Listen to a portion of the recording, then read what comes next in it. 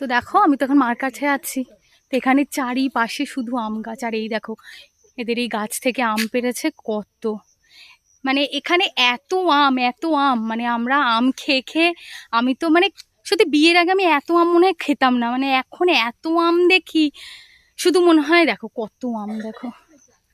এখন মনে হয় বাবারে বাবা, সত্যি এই জায়গায় এত আম পাওয়া যায়, বাট এখানে কেউ ধরেও না নেয়ও না।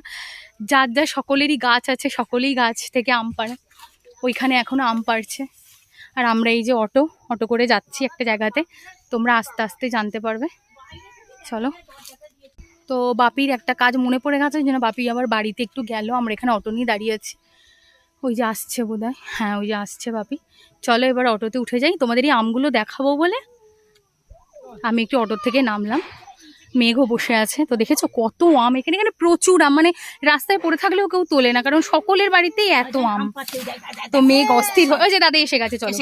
মেঘ অস্থির হয়ে গেছে গরমের মধ্যে, চলো।